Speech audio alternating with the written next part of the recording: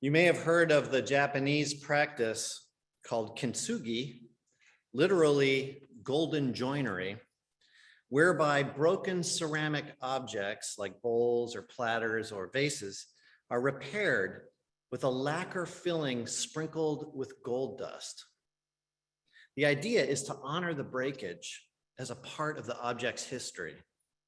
So instead of trying to make the repair invisible, as we might do in the West, say with transparent glue, Kintsugi highlights the rupture lines, literally turns them into veins of gold, spidering across the object's surface.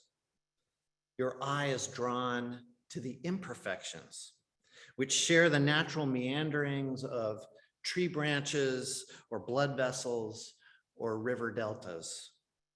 The brokenness becomes a source of uniqueness and a meditation on impermanence and a proud mark of history. The piece is beautiful where it is broken. It is beautiful because it is broken. Our image of the clay vessel from Jeremiah made me think of Kintsugi, although admittedly it's not quite the same. In Jeremiah, the vessel spoils on the potter's wheel, so the potter reshapes it into something new. The people of Israel are still moldable away from evil by God. The clay is still wet. Nonetheless, the Bible is full of, shall we say, a more baked in kind of brokenness too.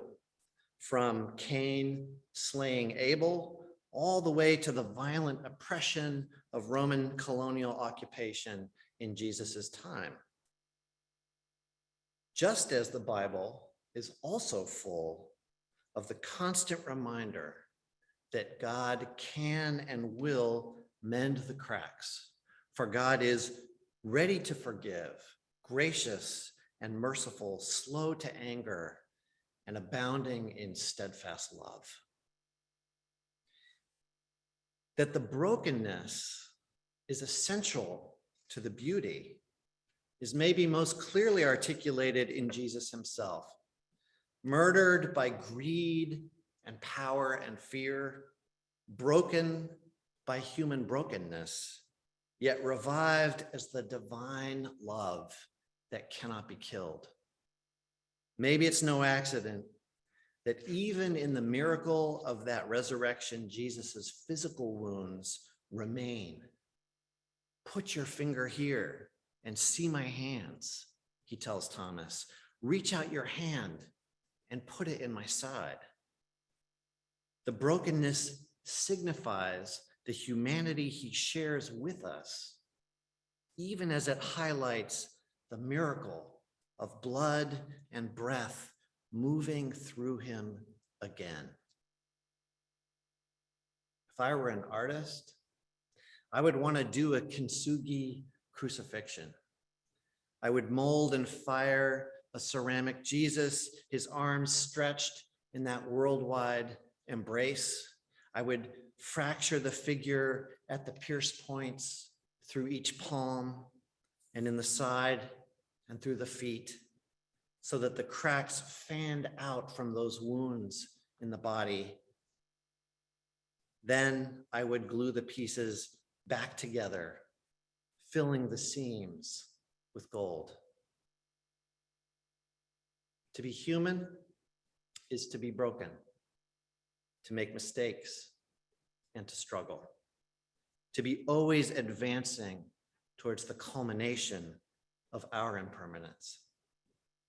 If any healing has come with my own aging process to date, it has come through a willingness to more fully accept my own wounds, to tend to the rifts rather than to push them down or ignore them, to allow God to fill the cracks as best I can, and therefore to more deeply see the suffering that has split open others' lives too.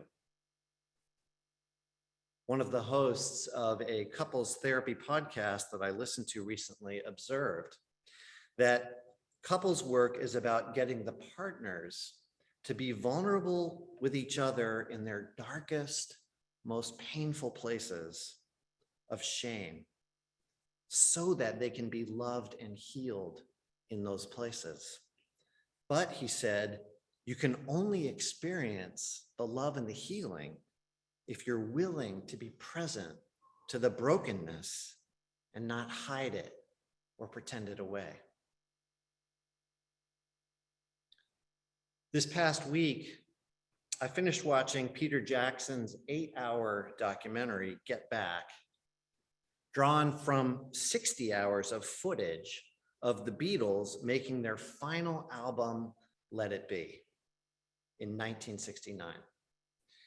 The footage covers a 3-week period during which the group is clearly at the end stages of blowing apart completely. John seems mostly checked out on the band and checked in on the ever-present Yoko Ono. Paul keeps trying to hector the others into focusing on their rehearsals. He and John are each writing and contributing their songs individually now and not together. In the middle of everything, George abruptly quits the band, leaving its future totally up in the air for about a week. The group is a dysfunctional mess, no doubt. Yet there are also many moments where they are fully enjoying themselves, horsing around the studio, jamming on old tunes, working out parts, laughing and joking. A deep sense of collaboration and trust from their history together beams and fades here and there like sunshine between passing clouds. The documentary proceeds, and the days of January tick by.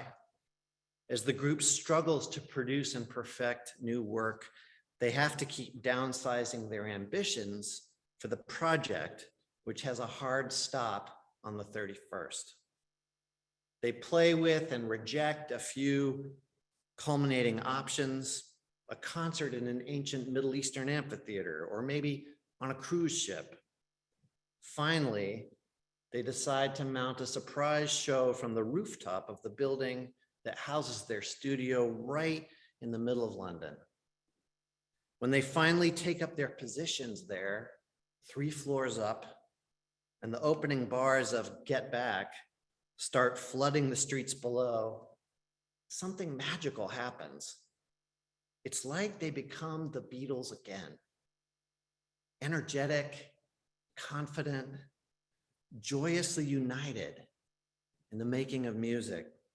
People lean out of windows and perch against rooftop chimneys on nearby buildings. Down below, a crowd coalesces along the sidewalks, young and old people pausing to listen in disbelief as the familiar voices fall into the streets from unseen heights. It's the last public performance the Beatles will ever do together. Friends, I don't know how to say this, but to me, there's something deeply moving about watching that concert while knowing and having seen the brokenness that hovers over it all. This group is coming inexorably apart. Their best work is well behind them. They're limping to this finish with a set of only 6 songs and the crutch of keyboard musician Billy Preston to keep them on good behavior. After this, their lives will fly in different directions, never achieving individually the genius and creativity that they have found together. And they're so young, not yet even 30.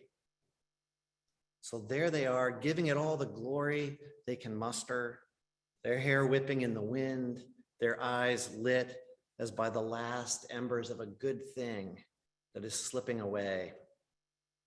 As I see them in my mind's eye, I hear the final verses of the album's title song with new ears. And when the night is cloudy, there is still a light that shines on me.